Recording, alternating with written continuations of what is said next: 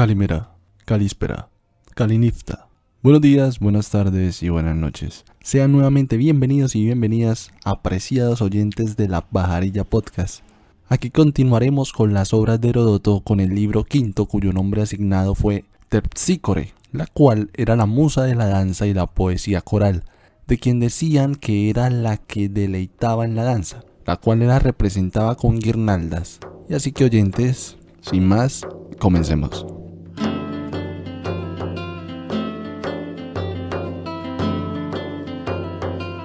Megabizo tenía la tarea de cosechar victorias para Darío en Europa, y justo estaba en el Esponto sometiendo a los perintios cuando Darío le ordena someter a toda Tracia.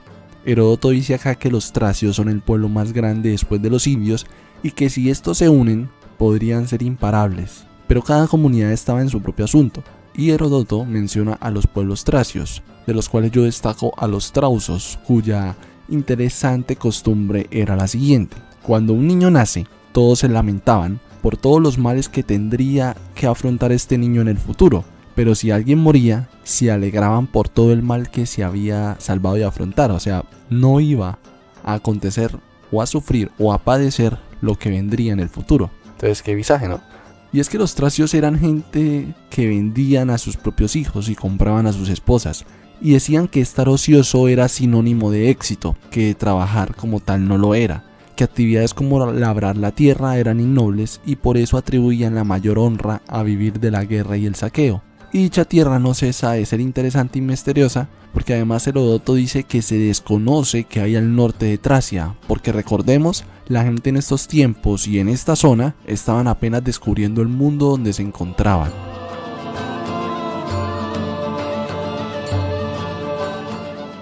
Aquí por sus servicios Darío premia a Isteo, el jonio, por salvaguardar y esperarle en el puente, y a Coes por el consejo que éste tomó sobre dicho puente. Eso fue en el conflicto que hubo entre los persas y los escitas. Con respecto a los peonios que fueron subyugados por Megabizo, Darío quedó encantado con sus mujeres por la tarea y el modo de estas mujeres, de sus modales. Y luego de tantos sometimientos, Darío envía su mensaje de tierra y agua a Macedonia, y aquí acontece lo siguiente. El rey de Macedonia, el cual era Amintas, trata muy bien a los huéspedes persas. Sin embargo, estos ya estaban ebrios y piden que se practiquen un poco las costumbres persas, como traer mujeres al lugar, las cuales fueron traídas y llegaron a complacer a dichos persas. Aunque esto no gustaba mucho al rey, se hizo igualmente. Sin embargo, este rey ya era viejo y su hijo, que era Alejandro, decide ejecutar una acción temeraria. Toma a sus mozos y los viste de mujeres, y también les da una daga. Y justo cuando estos persas quieren aprovecharse o sobrepasarse con ellos, es cuando estos persas son asesinados por los mozos. Y Alejandro hace desaparecer los cuerpos y asesina también a los sirvientes de dichos persas, y cuando es notable la ausencia de estos persas, Darío manda hombres en su búsqueda, y todo ese esfuerzo resulta en vano. Megabizo es mandado a llamar por Darío, y a su regreso él ve cosas que no le agradan mucho y se las comunica a su rey, ya que vio a Isteo sacándole el jugo al regalo de Darío, ya que éste estaba fundando una ciudad en Tracia y disponía de muchos recursos de la zona, lo cual con el tiempo podría desembocar en una guerra interina. Por tanto, Darío manda a llamar a Isteo, y el pobre creía que lo llamaban para hacerlo consejero del rey o algo así, pero Darío le dice que lo abandone todo y que se vaya con él a Susa. Y aquí Darío hace dos nombramientos importantes: uno a Artafrene, su hermano, el cual lo vuelve gobernador o sátrapa de la ciudad de Sardes, y a Otanes, que lo convierte en general de la costa. Él prácticamente llegaría a ocupar el lugar de Megabizo.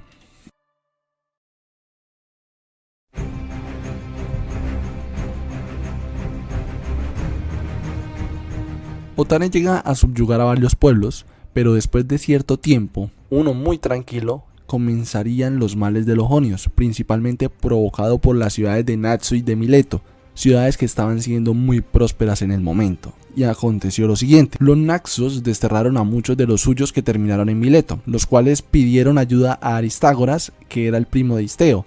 Estos desterrados piden un ejército para tomar Naxo, pero Aristágoras no se los concede porque no lo tenía como tal.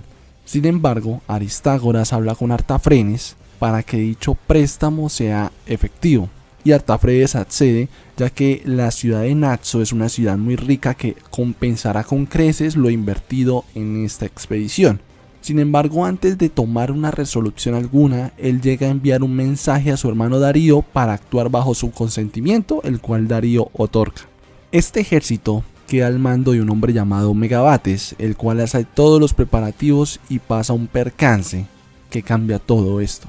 Y es que una nave, que no se dice muy bien cómo fue ni qué pasó realmente, llega simplemente a atravesárseles en el camino, y por ello Megabates se altera y ultraja al capitán de dicha nave. Y Aristágoras tiene un aire de superioridad y trata como un sirviente más a Megabates, diciéndole que Megabates trabajaba para él. Entonces Megabates se emputa y llega a traicionarlo, y como él le da aviso a los naxios de la expedición que se avecinaba contra ellos, y por esto la expedición se llega a malograr, dejando a Aristágoras endeudado hasta el tuétano con Artafrenes porque no se pudo ganar nada, y por esa deuda hace lo que sería la raíz de la conocida Primera Guerra Médica, ya que Aristágoras decide sublevarse contra el rey Darío.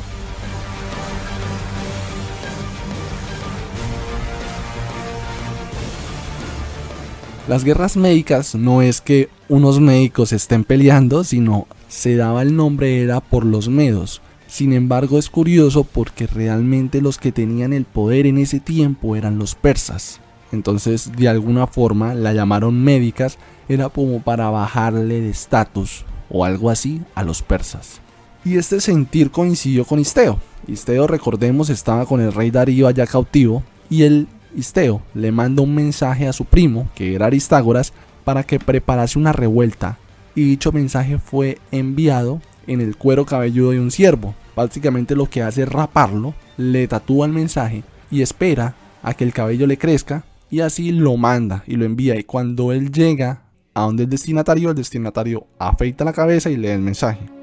Y llegado este mensaje, la ciudad de Mileto se subleva abiertamente contra Darío, con un discurso acompañado de libertad e igualdad, y así poco a poco la región de la Jonia hace lo mismo, llevando a cabo lo que se conocería como la revuelta jónica.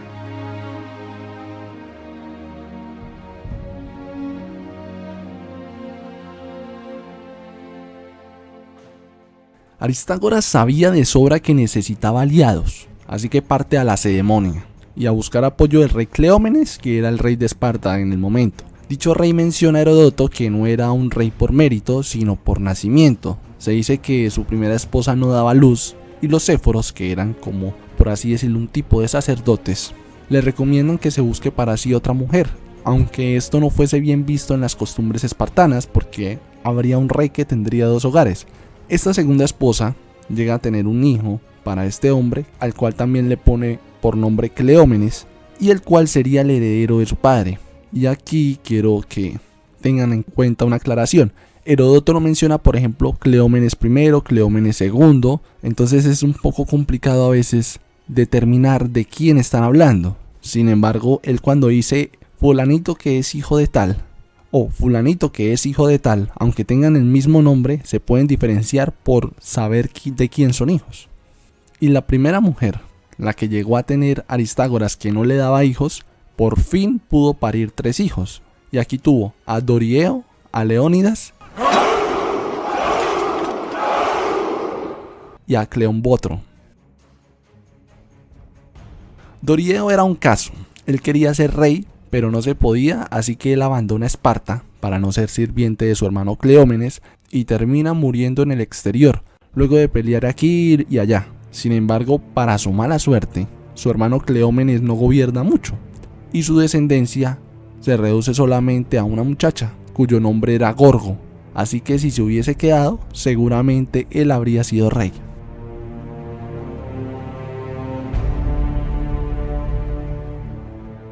Aquí Aristágoras llega a Esparta y habla con el rey Cleómenes y le expone todo el plan, todo lo que podrían ganar si le arrebataban todo a Darío.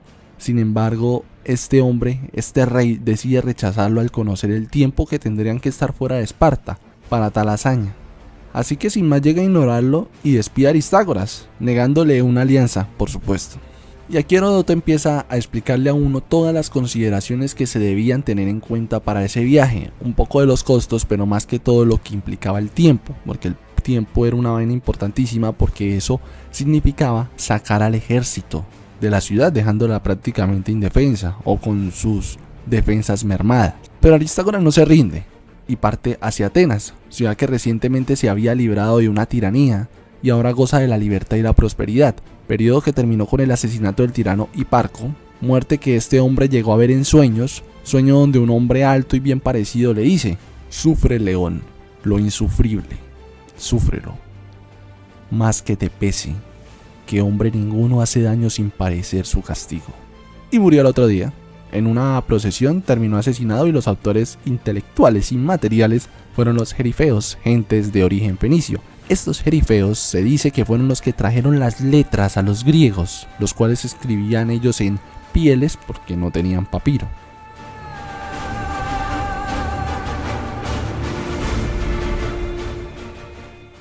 Y aquí, tras la muerte de Hiparco, lo sucede un hombre llamado Hipias, que también era un tirano, el cual en su irritación empieza a exiliar a muchos atenienses, los cuales con el fin de devolverse a su tierrita, llegan a hablar a los espartanos para que les den una manito, les presten su fuerza, y así liberarlos de la tiranía. Y aunque la primera expedición contra esto llegó a fallar, la segunda es precedida por el mismísimo rey Cleómenes, la cual no se concreta porque los tiranos se llegan a trincherar y los espartanos decidieron marcharse. Sin embargo, no todo fue muy bueno para los tiranos, ya que toman cautivos a los hijos que quedaron por fuera mientras estaban atrincherando, y al salir por ellos, los atenienses aprovechan esta oportunidad para sacarse de encima a los tiranos. Prácticamente estos tiranos terminan huyendo. Y aquí Heródoto considera conveniente contar la historia de Atenas, de esa Atenas democrática que todos escuchamos alguna vez.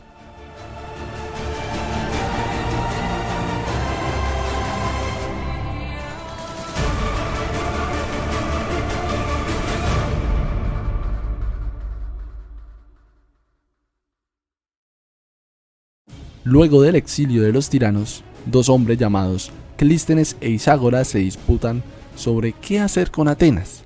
Clístenes llega a ser derrotado por su adversario, pero se gana al pueblo con su discurso de libertad e igualdad, y las 4 tribus que tenía Atenas ahora se convertirían en 10. Y la historia de estas tribus es interesante, la cual aconteció cuando Clístenes, que era el abuelo del Clístenes que mencioné primero, tuvo un conflicto con la gente de Argos, al punto que llega a censurar a rapsodas que pregonaban a Homero por el uso de la palabra Argos.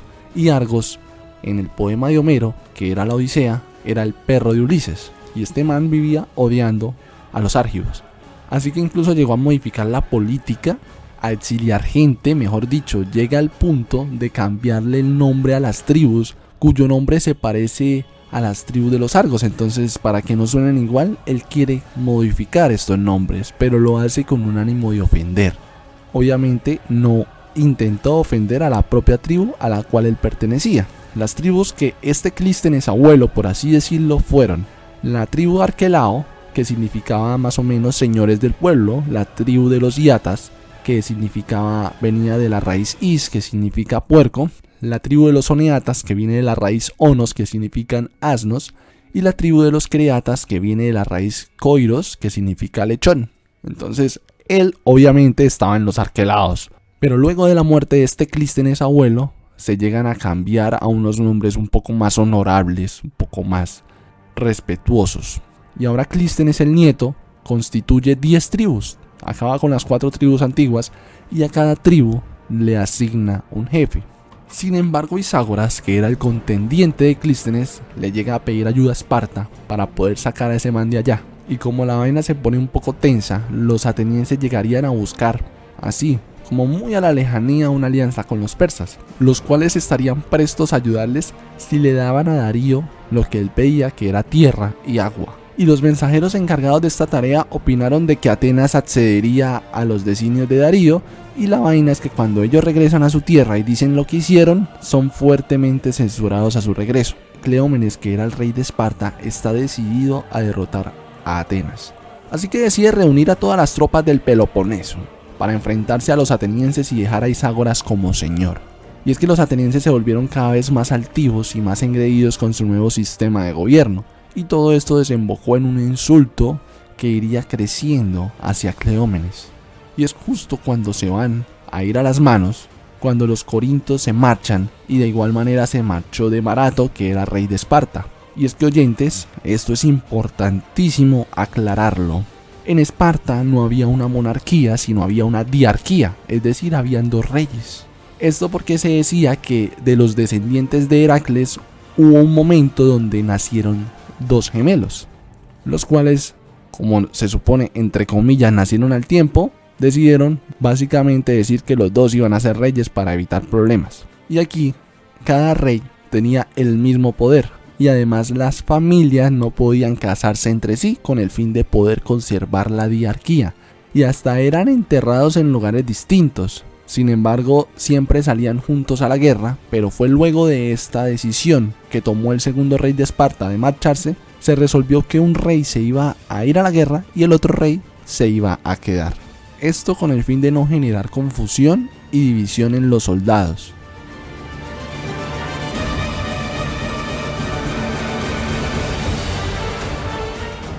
Es importante también mencionar que en Grecia hubo 4 grandes divisiones. Estaban los dorios, los jonios, los aqueos y los eolios.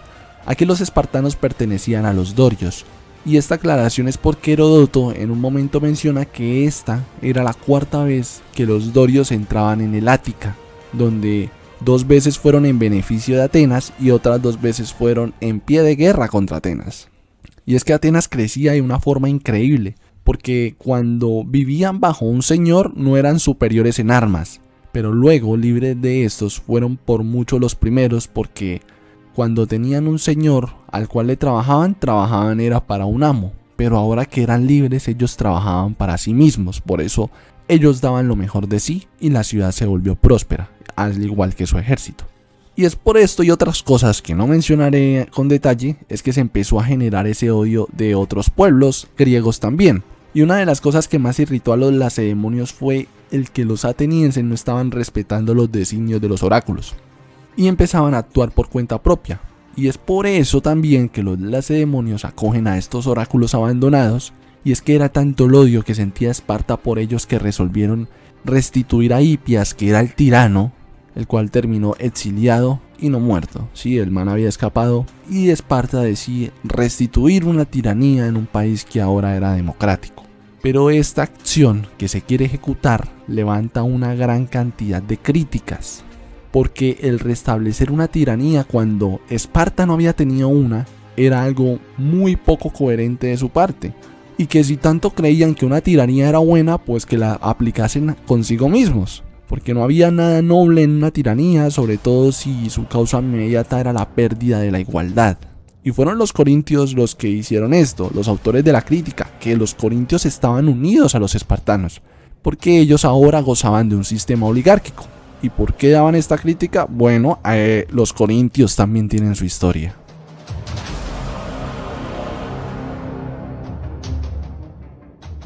En el pasado, la ciudad de Corinto también experimentó una tiranía a manos de Cipselo y luego de su hijo Periandro, tiempos donde corrieron casi que literalmente ríos de sangre, y en el mejor de los casos se podían contar una familia con el exilio, o sea, si les iba bien, porque los tiranos terminan con el tiempo juntándose con otros tiranos, lo cual resulta en acciones que desangrarían al pueblo. Porque cuando un tirano habla con otro tirano, entonces el otro tirano le dice: mire, usted no está haciendo esto, debería matar más gente, y eso suele suceder.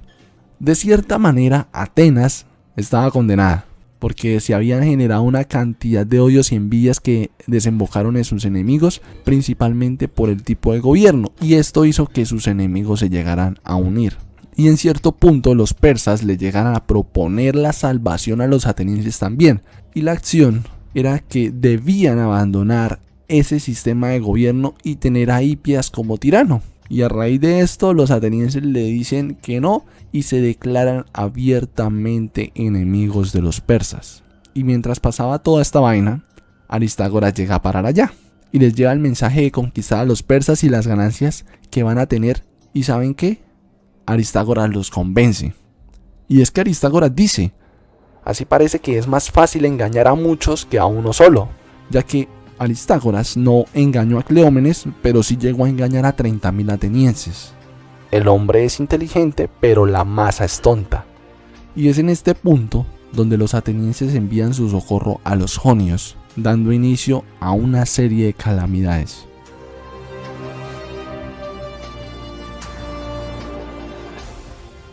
Se ejecuta una expedición contra Sardes, donde se encontraba Artafrenes, un lugar donde encontraron poca resistencia, salvo en la Acrópolis, la cual era defendida por el mismísimo Artafrenes. Dicha toma terminó con muchísimas casas quemadas, por no decir todas, donde se afectó a la población civil, y aquí los persas y los lidios que habitaban en la ciudad se unen aguerridamente y logran sacar a los invasores. Allí también se quemó el templo de Cibeba, y esto fue una razón suficiente para que los persas en el futuro destruyesen, como les diera la gana, a lo maldita sea, los templos griegos.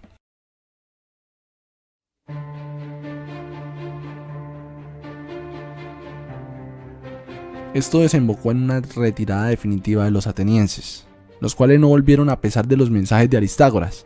Sin embargo, esto no lo detuvo, porque siguieron tomando ciudades. Heródoto dice que una buena parte del Helesponto. Aristágoras seguía con su rebelión, y es en este punto cuando la región de Chipre se sublevaría también, exceptuando a la ciudad de Amatunte, la cual incluso llega a ser sitiada por esa posición que toman de no sublevarse. Aquí el autor de la rebelión en Chipre fue un hombre llamado Onésilo, el cual era hermano del rey de Salamina. Onésilo le pide que se subleve al oír todo lo acontecido en la Jonia, pero el rey de Salamina declina, y cuando por razones de la vida tuvo que salir de la ciudad, Onésilo no le permite ingresar nuevamente y se apodera de la ciudad. Y como en esos tiempos los mensajes necesitaban algo de tiempo para llegar a manos del destinatario, ya que apenas Darío se estaba enterando de lo acontecido en Sardes, la cual fue incendiada por los atenienses y los jonios.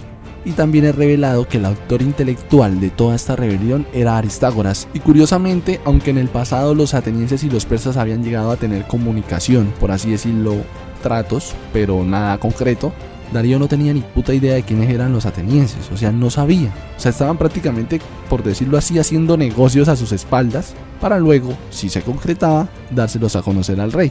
Pero ahora él sabía que había un problema con los atenienses, incluso estaba dispuesto a hacerlos pagar, pero mal, y le pide a un criado que le diga 3 veces al día: Señor, no se olvide de los atenienses. Y aquí Darío manda a llamar a Isteo, porque todo el mierdero que se formó fue por el delegado que este dejó en Mileto, que era su primo Aristágoras. Isteo naturalmente le dice que no sabe nada y le pide volver a Mileto para poder instalar el antiguo orden. ¿Y saben algo? Engaña al rey Darío.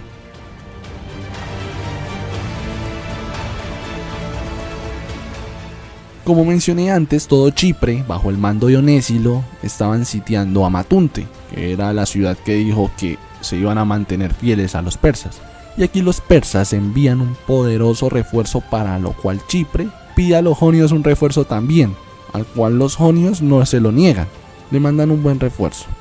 Los persas planeaban llegar por tierra y los fenicios por mar, y la Jonia había enviado un apoyo en naves. Los de Chipre dicen a los jonios que escojan cómo quieren luchar, si quieren luchar en tierra o quieren luchar en mar. A lo cual los jonios dicen que fueron enviados a defender el mar y a eso se van a limitar, que no les van a dar sus naves, así que ustedes defiendan su tierra y arréglenselas como puedan. Y así lo hacen, los jonios se encargan del mar y los de Chipre se encargan de la tierra. Chipre escogió lo mejor de Salamina para ir al frente, y cuando el combate empieza, Onésilo se sitúa frente a frente al general persa, cuyo nombre era Artibio. Este man tenía un caballo que estaba bien amaestrado para atacar a los hoplitas. Los hoplitas eran los soldados de infantería pesada que tenían los griegos. Y es que el marica caballo los mordía y tal cosa, o sea, que un caballo usted lo muerda es jodido. Y Onésilo iba a pie con el escudero, así que él resuelve atacar al general y el escudero atacar al caballo. Aquí Onésilo hiere de muerte a Artibio y su escudero ciega con una hoz las patas delanteras del caballo, y allí cayó el general persa con su caballo. La balanza se veía favorable para Chipre, pero por alguna razón el tirano de Cario deserta con su fuerza, la cual no era nada despreciable. a lo que siguieron los carros de guerra salaminos, y con todo este alboroto los persas empiezan a tomar una ventaja y terminan asesinando a Onésilo, entre otras figuras. Por mar el panorama era muy opuesto. Los jonios aquí derrotaron a los fenicios, donde sobresalió la participación de los samios, pero ellos, al ver el desenlace que había en tierra, prefieren irse y marcharse, como por así decirlo, por aquí que es más derecho. Muerto Onésilo, le quitan la cabeza y se dice que fue tomada por los de Amatunte y la colgaron en la puerta de la ciudad. Pero el pueblo, al consultarle a un oráculo, el oráculo les dice que les iría mucho mejor si le rendían sacrificio todos los años, tomando a Onésilo como un héroe. Y ellos llegaron a hacerlo, y llegaron a ser muy prósperos, según ellos, por esos tipos de ofrendas que hicieron a Onésilo. Acontecido ese desastre, todas las ciudades de Chipre fueron cercadas. Salamina volvió a su antiguo rey, y únicamente la ciudad de Solos se resistió, pero fue tomada a los 5 meses. Luego se dirigirían los persas hacia la Caria, cuyos habitantes alcanzaron a ser avisados sobre la expedición en su contra, y tuvieron el tiempo para desarrollar una estrategia, pero esa estrategia terminó muy mal, con un balance de 2000 bajas a los persas y 10.000 bajas a los carios. Muchos carios llegaron a huir sin saber qué hacer, hasta que les llega un socorro de los milesios, pero sufren una derrota aún peor, y los que llevan la peor parte fueron los milesios. No obstante, se llegan a recuperar y preparan una emboscada que acabaría con la vida de varios importantes generales persas. Luego Artafrenes y Otanes serían designados por Darío para hacer la guerra contra la Jonia, principalmente porque Darío tenía también otros asuntos por ahí. Y Aristágoras, al ver que estaba muy de para arriba de derrotar a Darío, él plantea la huida y mira muchas posibilidades. Aristágoras decide ir a Tracia, así él decide llevar una colonia y allí esperaba terminar su vida de forma pacífica, pero no, termina siendo asesinado con su tropa en mano por los tracios. Y con la muerte de Aristágoras termina el 5º libro de Heródoto. Y queridos oyentes, lo que se viene no va a decepcionar, lo prometo, y los animo a que continúen con los capítulos siguientes. Les recuerdo que pueden apoyarme suscribiéndose al canal de YouTube o de Spotify, recomendándome o siguiéndome en las redes sociales de La Pajarilla Podcast. En Instagram aparece como @la.pjarilla, donde subo las portadas de los episodios y donde pueden escribirme por si tienen alguna duda. Y no es más. Así que nada, Calimera, Calispera, Calinifta. En caso de que no los vea, buenos días, buenas tardes y buenas noches.